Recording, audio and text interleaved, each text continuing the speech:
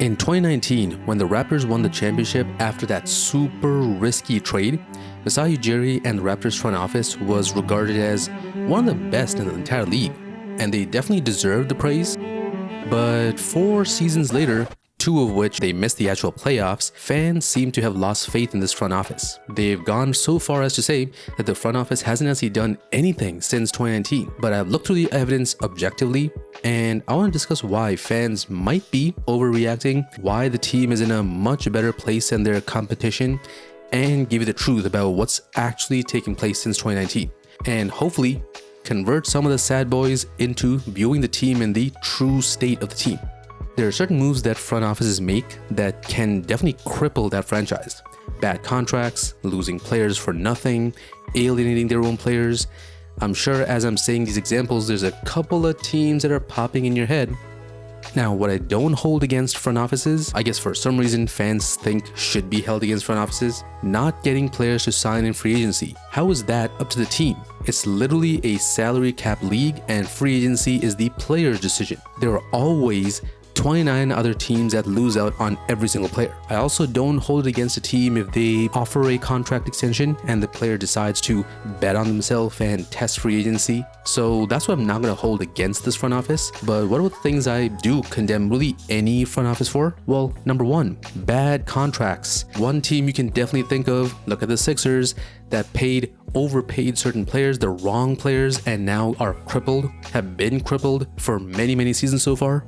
For the Raptors, in 2019, Siakam signed a max contract and he made 2 All-Star teams.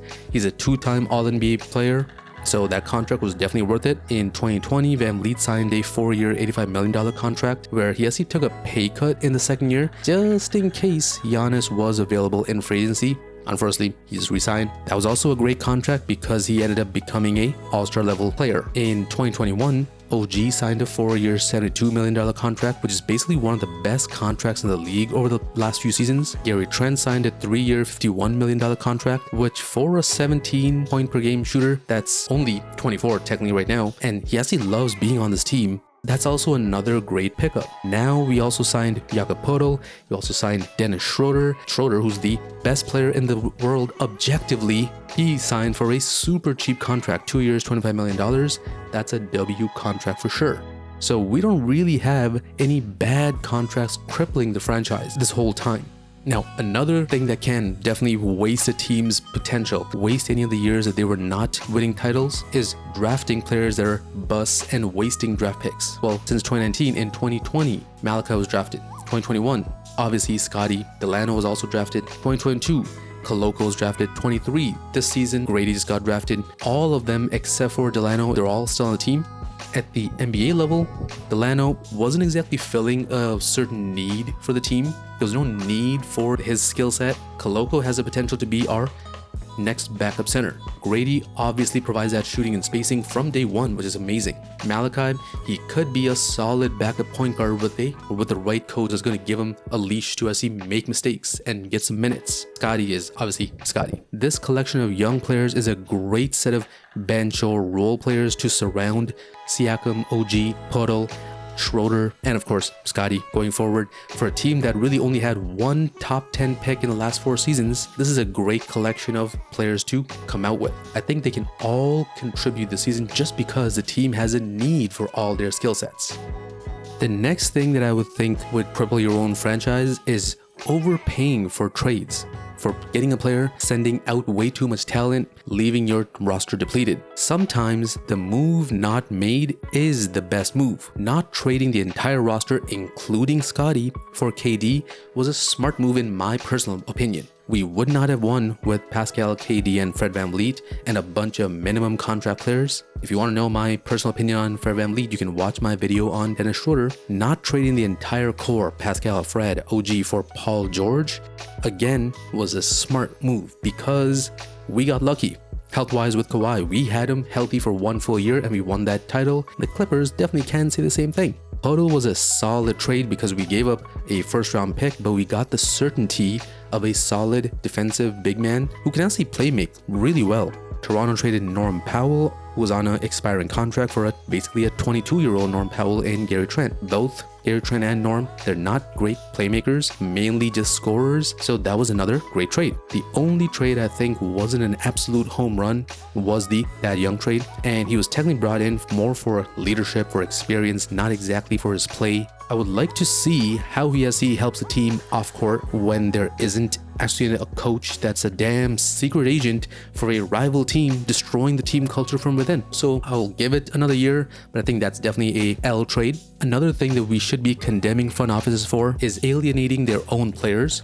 Prime examples of this: Portland with Dame Lillard, Philadelphia with Ben Simmons, Philadelphia with James Harden, Brooklyn and Kyrie, Brooklyn and KD, Golden State sabotaging Draymond with that video last season, Giannis not committing to Milwaukee this summer. Toronto's never had anything close to these types of situations. In fact, Pascal Siakam wants to be 10 toes down loyal to the organization. What a crime he's committing by wanting to stay with his team. We don't have that BS to deal with, thank God. One thing I think the front office has been doing well is identifying culture issues and taking the steps to restore culture issues. A prime example of teams that don't do this: the Hornets, perpetually terrible. They got a bunch of criminals on the roster for some reason. Let's not forget the worst managed team for years, the Sixers, hiring Doc Rivers after a 3-1 collapse in the bubble, choosing Tobias Harris over Jimmy Butler. Masai has repeatedly given the team opportunities and not been hesitant to get rid of culture hindrances like Dwayne Casey, Nick Nurse, talking to the team regarding selfish play last season. He does what needs to be done for the most part. Something that I think fans seem to think is a bad decision that I personally understand: choosing to make the playoffs versus tanking. NBA teams are a business, and front offices will always do what's right for the organization business-wise. Making the playoffs means more games. More games means more profit from playing home games. That's why in that Tampa season, the season was kind of like a waste business-wise, because Toronto wasn't making money if the Tampa arena was getting all the profit. Tanking also destroys team culture. Detroit, Houston, Charlotte, OKC, Portland, they've been kind of tanking for the last few seasons, like 4+ seasons for most of those teams. They have a combined 0 playoff games played so far. So ask yourself, as a Raptors fan, do I really want to sit and watch Charlotte Hornets basketball for the next 4 years? Do I really want to sit and watch Detroit Pistons basketball for the next 4 years? I know my answer is hell no. Sure, San Antonio, they got Wemby, but they went basically into a purposeful tank, an intentional tank for one season, got the #1 pick with the best prospect in a generation. And tanking really has no certainty that you actually get a top 3 draft pick. You also don't get the certainty that that pick will actually pan out. Let's take, for example, the Suns. They had the #1 pick. They took Ayton over Luka, Shea, Trae Young. The Sixers had the #1 pick. We all know they picked Fultz over Tatum, Ben Simmons over Jaylen Brown and Siakam. So if a team doesn't actually see the benefit of going into a full tank for years, I can definitely see why. There's no certainty that you're actually going to get the good picks or that those picks will even pan out in the long run. I'm not trying to watch my team get destroyed for 82 games and then have nothing to show for it later on. Now, you might be thinking, there's no way that this guy is saying that the Raptors front office hasn't made mistakes. You're definitely right.